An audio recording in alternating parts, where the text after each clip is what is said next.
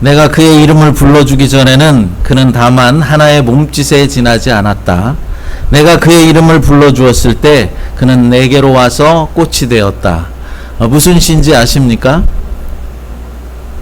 김춘수 시인의 꽃이라는 시입니다.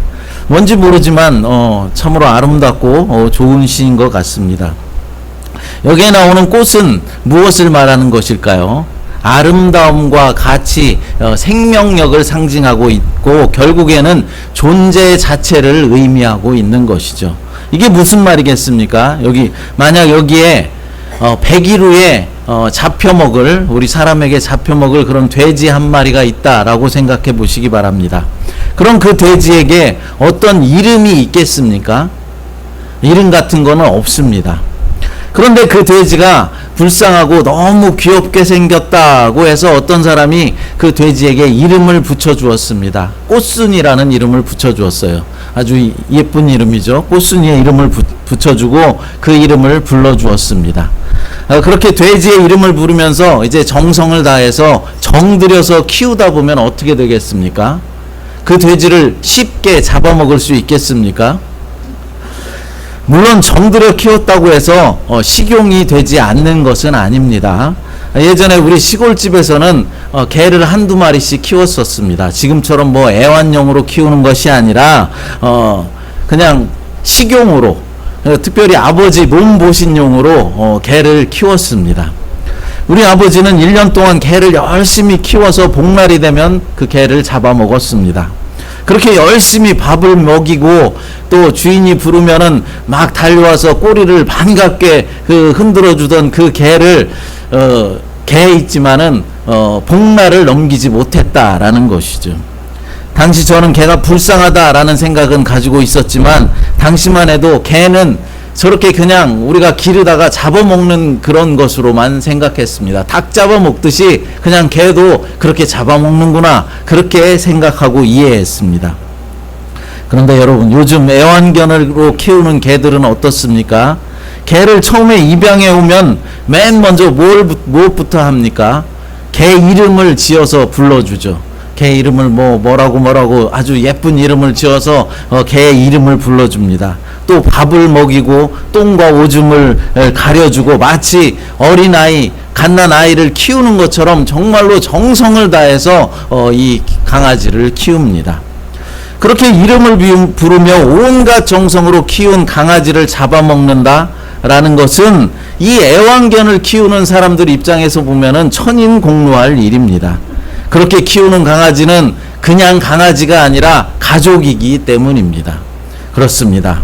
이 강아지도 심지어는 돼지라고 할지라도 이름을 붙여주고 그 이름을 부르면서 정을 들여가면서 정성껏 키운 동물은 주인에게는 매우 특별한 존재가 되는 것입니다. 하물며 이 땅의 수많은 사람들 중에 내가 이름을 불러주면서 의미를 두고 관계를 맺는 사람들은 나에게는 특별한 존재들일 것입니다. 그러니 여러분의 옆에 있는 사람들, 가장 가까이에 있는 사람들의 이름을 좀 자주 불러주시기 바랍니다. 지금 옆 사람의 이름을 좀 다정스럽게 한번 불러주시기 바랍니다. 이름 모르는 건 아니죠? 다 이름 알고 계시죠? 그리고 누군가가 나의 이름을 이렇게 불러주는 그런 사람이 있다면 나는 그 사람에겐 특별한 존재일 것입니다. 저는 여러분의 이름을 불러가면서 날마다 기도를 하나님께 드립니다. 제가 이름을 부르며 기도하는 사람들은 아마도 저에게는 특별한 의미가 있는 특별한 존재들일 것입니다. 여러분들도 가족들의 이름을 한 사람 한 사람 부르면서, 그리고 우리 교인들의 이름을 부르면서 주님 앞에 기도하시기 바랍니다. 서로에게 특별한 존재들이 될 것입니다. 오늘 본문에 보니까 예수님께서 제자들을 부르셔서 특별한 존재로 세워주셨습니다. 예수님이 지정하여 부르신 제자들은 세상의 그 어떤 존재와도 비교할 수 없는 특별한 존재가 된 것입니다. 하나님이 보호해 주시기 때문에 제자들은 세상의 핍박을 두려워할 필요가 없다라고 말씀하셨습니다. 하나님이 허락하시지 않는 한 그들에게 어떠한 해도 입히지 않을 것이기 때문입니다. 저와 여러분들도 우리 주님께 특별한 존재가 됨을 믿으시기 바랍니다. 주님께서 저와 여러분들의 이름을 부르면서 사랑한다 내 딸아 내가 너를 축복한다, 사랑한다 내 아들아 내가 너를 잘 안다 라고 말씀해 주십니다. 그렇다면 주님의 특별한 존재가 된 우리는 어떻게 이 세상을 살아가야 하는 것일까요? 예수님은 특별한 존재가 된 제자들의 삶에 대해서 세 가지로 이야기하고 계십니다. 본문의 말씀을 살펴보면서 우리에게 적용해야 할 제자의 삶에 대해서 이 시간 생각해 보도록 하겠습니다. 첫 번째로 공개적인 신앙 고백을 할 수 있어야 한다라는 것이죠. 본문 32절과 33절 같이 읽어보겠습니다. 누구든지 사람 앞에서 나를 시인하면 나도 하늘에 계신 내 아버지 앞에서 그를 시인할 것이요 누구든지 사람 앞에서 나를 부인하면 나도 하나님에 계신 내 아버지 앞에서 그를 부인하리라. 아멘. 예수님은 우리가 이 땅에서 주님과의 관계를 어떻게 증언하는가에 따라서 하늘에서 우리를 대할 것이다 라고 말씀하고 계십니다. 우리가 사람들 앞에서 공개적으로 예수의 이름을 시인하면은 예수님도 하나님 앞에서 우리를 시인할 것이다 라고 말씀하고 계시는 것이죠. 그런데 아버지 앞, 여기에 나오는 하나님 앞이라는 말을 조금 더 구체적으로 말한다면은 하나님 앞에 세워진 법정을 말하는 것입니다. 그러니까 최후의 심판대, 백보자 심판대 앞에서의 시인을 말씀하고 있는 것이죠. 요한계시록 20장 11절부터 12절 말씀을 제가 읽어드리겠습니다. 찾으려면 시간 걸리니까. 또 내가 크고 흰 보좌와 그 위에 앉으신 이를 보니 땅과 하늘이 그 앞에서 피하여 간데 없더라. 또 내가 보니 죽은 자들이 큰 자나 작은 자나 그 보좌 앞에 서 있는데 책들이 펴 있고 또 다른 책이 펴졌으니 곧 생명책이라. 죽은 자들이 자기 행위를 따라 책들에 기록된 대로 심판을 받으니. 아멘. 여기서 크고 흰 보좌와 그 위에 앉으시는 이는 누구를 말하는 것입니까? 바로 백보좌 위에 앉으신 성부 하나님을 말씀하는 것이죠. 그런데 여기에 보니까 큰 자나 작은 자나 모든 사람들이 하나님의 심판대 앞에서 생명책과 그리고 행위책에 기록된 대로 심판을 받는다라고 말씀을 하고 있습니다. 여러분, 여기에 나오는 행위책은 그럼 무엇을 말하는 것일까요? 우리가 이 땅에 살 동안 행한 모든 행위들이 이 행위책에 기록되어져 있는 것입니다. 어릴 적에 친구의 연필을 몰래 훔친 일들 다 기록되어져 있습니다. 부모 몰래 부모를 속이고 더 많은 돈을 타다가 라면 땅 사 먹은 일 다 기록되어져 있습니다. 성도들끼리 모여서 목사를 비방하고 교회를 비판하고 수군수군 거렸던 것 다 기록되어져 있습니다. 이외에도 우리의 평생의 모든 행위들이 이 행위책에 기록되어져 있다라는 것이죠. 그래서 우리는 우리의 이 행위에 따라서 최후의 심판을 받게 되는 것입니다. 임찬네 너는 이런 죄를 지었기 때문에 너는 지옥으로 가거라 라고 선고하는 것입니다. 하지만 그때 예수님께서 등장하시는 것이죠. 예수님께서 등장하셔서 우리를 변호해 주시는 것입니다. 이 사람은 비록 이런 여러 가지 죄를 지었지만은 이미 내 피값으로 산 사람입니다. 내가 이 사람의 죄를 대신해서 이미 죄값을 치루었습니다 라면서 변호해 주신다라는 것입니다. 그러면 행위책 말고 또 다른 책인 생명책을 펼쳐보시면서 그곳에 기록되어져 있는 이름을 확인하시는 것입니다. 그 생명책에 선명하게 기록되어져 있는 이름을 발견하고 다시 선고를 하는 것이죠. 임찬네 너는 영원한 천국으로 들어가라. 할렐루야. 제가 천국에 간다니까 아무도 아멘을 안 하시네요. 어떻게 제가 영원한 천국에 들어갈 수 있겠습니까? 여러분들이 어떻게 영원한 천국 백성이 될 수 있겠습니까? 죄가 없어서입니까? 잘나서입니까? 예뻐서입니까? 똑똑해서입니까? 아닙니다. 예수 그리스도께서 나를 변호해 주시기 때문입니다. 예수 그리스도께서 나를 하나님 앞에서 시인해 주시기 때문이라는 것이죠. 이 사람은 내 사람입니다. 내 피값으로 산 사람입니다. 라고 변호해 주시는 것입니다. 바로 십자가 보혈의 피가 우리를 영원한 천국으로 이끄는 것입니다. 그러나 이 땅에 살 때 예수님을 시인하지 않고 믿지 않았던 사람들은 어떻게 되겠습니까? 최후의 이 백보자 심판 때 행위책에 기록되어져 있는 수많은 죄들 때문에 지옥의 형벌을 면치 못하게 되는 것이죠. 이 땅에서 예수님을 시인하지 않고 믿지 않았었기 때문에 불신자들은 변호해 줄 사람이 없는 것입니다. 결국 그들은 영원한 불못에 들어가서 영원한 고통을 당하며 살아갈 수밖에 없는 것이죠. 그러므로 여러분, 우리는 이 땅에 살아갈 때 예수 그리스도를 나의 구주로, 나의 왕으로 공개적으로 시인할 수 있어야 하는 것입니다. 입술로만이 아니라 우리의 마음 중심으로 주님을 나의 주인으로 맞아들여야 하는 것입니다.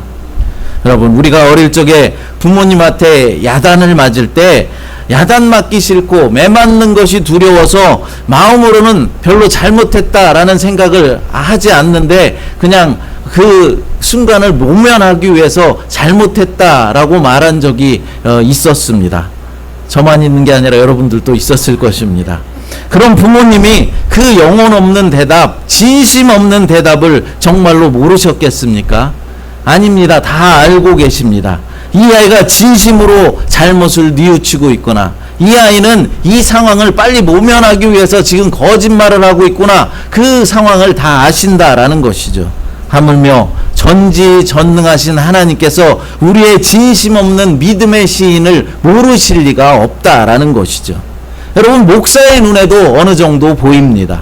아무개 집사는 진심으로 하나님을 잘 섬기고 계시구나. 아무개 집사는 아직도 멀었구나. 다 보인다라는 것이죠. 어떻게 알 수 있습니까? 그 사람의 신앙생활의 태도를 보면 알 수 있는 것이죠. 예배 드리는 태도가 어떠한가를 보면 알 수 있습니다. 교회에 대한 관심이 얼마나 있는가를 보면 알 수 있다라는 것이죠. 죽어가는 영혼들에 대한 관심이 얼마나 있는가를 보면 알 수 있는 것입니다.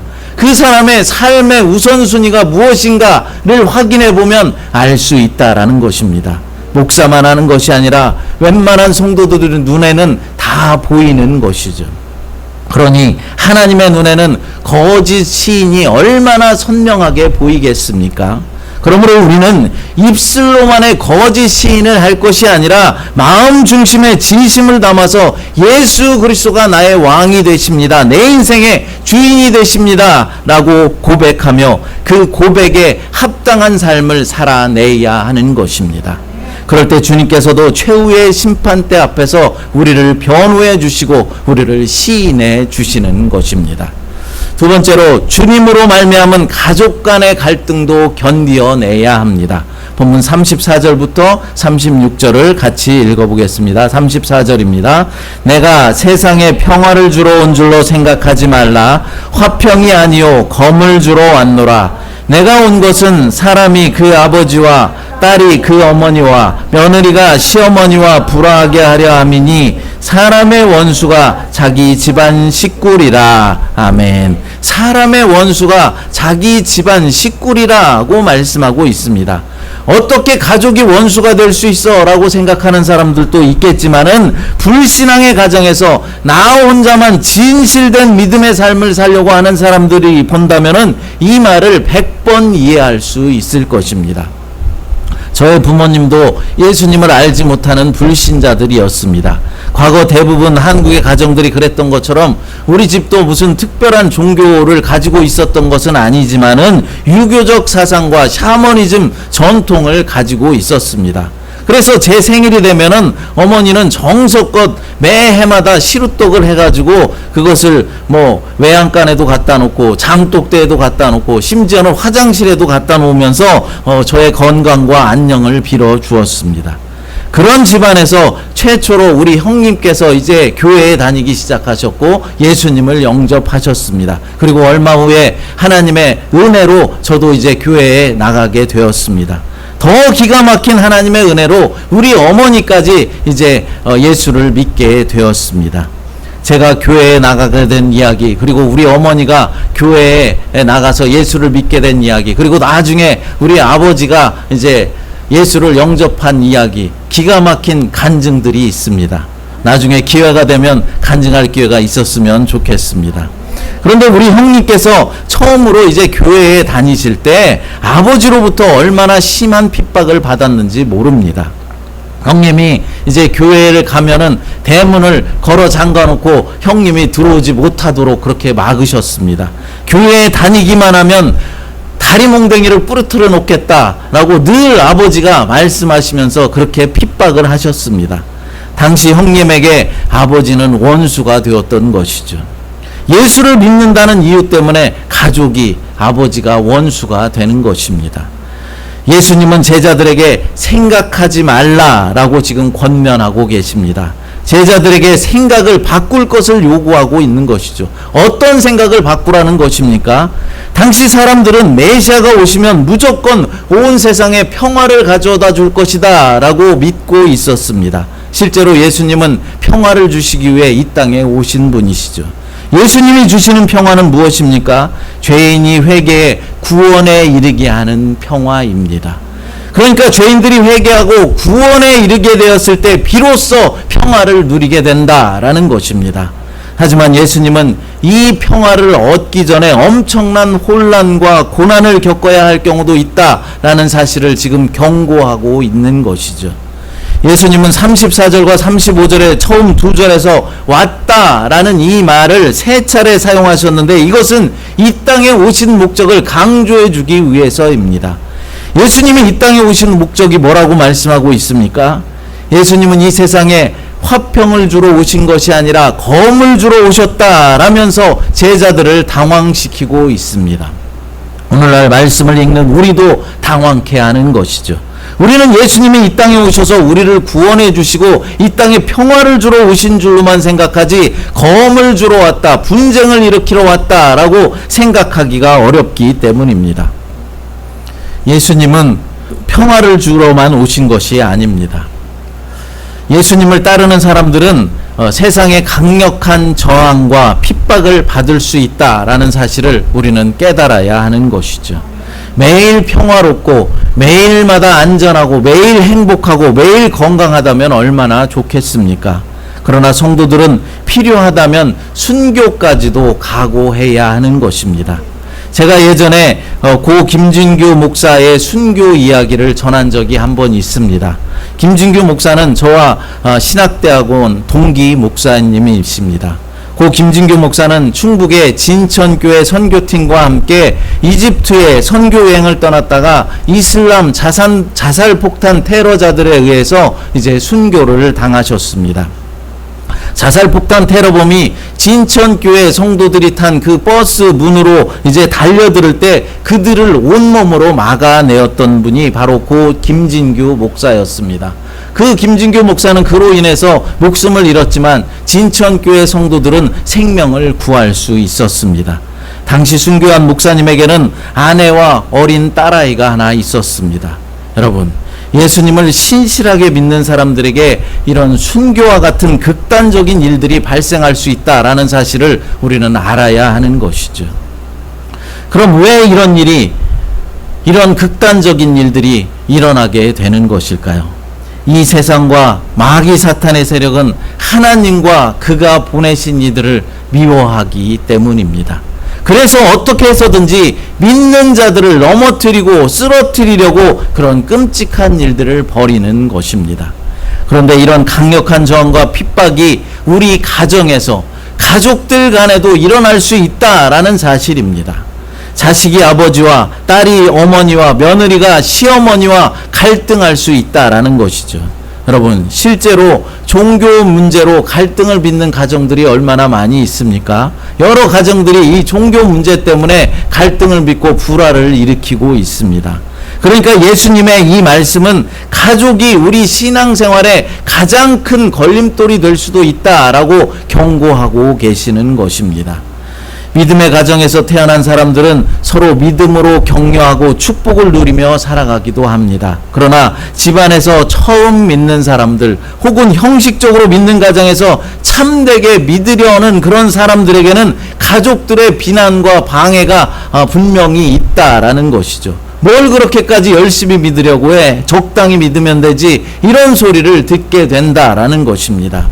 그러나 우리는 가족으로부터 오는 이 핍박과 갈등을 지혜롭게 잘 견디고 이겨내야 하는 것입니다. 그리고 중요한 것은 가족의 구원을 위해서 우리는 날마다 눈물로 기도해야 한다라는 것입니다. 우리가 진심 어린 마음으로 가족의 구원을 위해서 간절히 기도할 때 하나님은 그 기도가 땅에 떨어지지 않게 해 주실 것입니다. 시간은 좀 걸릴 수 있습니다. 내 때에 이루어지지 않을 수도 있습니다. 하지만 가족을 위한 간절한 기도는 언젠가는 응답받게 된다라는 사실을 믿으시기 바랍니다. 특별히 어머니의 기도는 자녀를 구원합니다. 자녀의 회복과 구원을 위한 어머니의 애끓는 기도는 반드시 응답됩니다. 어거스틴의 어머니 모니카의 기도는 교회사에서 너무나도 유명한 일화입니다. 어거스틴은 젊은 시절에 방탕한 삶을 살았습니다. 불과 16세의 나이에 술집 여인과의 사이에서 사생활을 낳는가 하면은 학문을 탐구한다는 이유로 만이교, 이교에 빠지기도 했습니다. 이런 아들을 보면서 어머니 모니카는 아들을 비난하기보다는 아들이 하나님께 돌아오기 위해서 날마다 눈물로 기도했습니다. 자식을 위해 기도하지 않는 어머니가 어디 있겠습니까마는 어거스틴의 어머니 모니카는 자식을 위해서 30년 동안이나 눈물로 기도했던 기도의 어머니였습니다. 아들의 성공을 위해서, 세상적 성공을 위해서 기도한 것이 아닙니다. 아들의 신앙을 위해서 기도하였습니다. 기도하는 어머니의 자식은 결코 망하지 않습니다. 암브로시우스 주교가 어거스틴의 어머니 모니카를 위로했던 말입니다. 그렇습니다. 어머니의 기도는 결코 땅에 떨어지지 않습니다. 포기하지 말고 끝까지 자녀를 위해서 기도하시기 바랍니다. 여러분의 가족을 위해서 기도하시기 바랍니다. 세 번째로 예수님을 최우선에 두는 삶을 살아야 합니다. 본문 37절부터 39절까지 같이 읽어보겠습니다. 아버지나 어머니를 나보다 더 사랑하는 자는 내게 합당하지 아니하고 아들이나 딸을 나보다 더 사랑하는 자도 내게 합당하지 아니하며 또 자기 십자가를 지고 나를 따르지 않는 자도 내게 합당하지 아니하니라. 자기 목숨을 얻는 자는 잃을 것이요 나를 위하여 목숨을 잃는 자는 얻으리라. 아멘. 자기 십자가를 지고 나를 따르라고 말씀하십니다. 어떤 상황에서든지 주님을 공개적으로 시인해야 하며 복음으로 인한 반대와 가족들로부터 받는 그런 저항을 감수하라고 하신 예수님께서는 이번에는 제자들이 어떤 자세로 삶에 임해야 하는지에 대해서 말씀해주고 계십니다. 그러므로 이 말씀은 지금까지 감수하라 라고 말씀하신 희생에 대한 가르침의 결론이다 라고 말씀드릴 수 있습니다. 또한 이 말씀은 제자도의 핵심입니다. 예수님은 37절과 38절에서 합당하다라는 말을 세 차례 반복하시면서 제자라고 할 만한 사람은 어떤 사람인지에 대해서 몇 가지 정의를 내려주고 계십니다. 첫째로 예수님의 제자가 되고자 하는 사람은 가족보다도 예수님을 더 사랑하는 사람이어야 합니다. 여러분, 그렇다고 해서 아버지, 어머니, 자녀들을 미워하라라는 그런 말이 아닙니다. 그들도 사랑하되 만일 그들과 예수님 사이에서 선택해야 하는 상황이 온다면 반드시 예수님을 선택해야 한다라는 것입니다. 어떤 엄마가 아들에게 이렇게 묻습니다. 만약 엄마와 네 아내가 물에 빠져서 허우적거리고 있으면은 너는 누구를 먼저 구할 거니? 여러분, 참으로 곤란한 질문 아닙니까? 여러분, 이런 질문을 받으면 어떻게 대답하시겠습니까? 저는 우리 큰딸 아이 예람이가 한 4살인가요? 5살 정도 됐나? 그때쯤 아이를 누님댁에 맡기고서 교회 목사님과 사모님과 성도들 몇 분과 함께 필리핀으로 여행을 다녀온 적이 있었습니다. 그때 보라카이 해변에서 스노클링을 하고 있었는데 갑자기 파도가 좀 세게 몰아치는 것입니다. 그래서 우리가 타고 있던 그 배에서 이제 멀리 휩쓸려 갔습니다. 그러니까 그 타고 갔던 배 주변에서 이렇게 스노클링을 해야 되는데 그래야 안전한데 이제 파도가 너무 세게 치니까 멀리 떠내려 간 것입니다. 그 중에서 가장 멀리 휩쓸려 간 사람이 바로 우리 아내였습니다. 저는 아내를 구하려고 온 힘을 다해서 아내에게 헤엄쳐 갔습니다. 그런데 가는 도중에 저희 교회 1년 선배가 계신데 지금은 장로님이 되신 1년 선배분이 계신데 그 분의 아내가 제게 도움을 요청하는 것입니다. 자기를 좀 먼저 구해달라는 것입니다.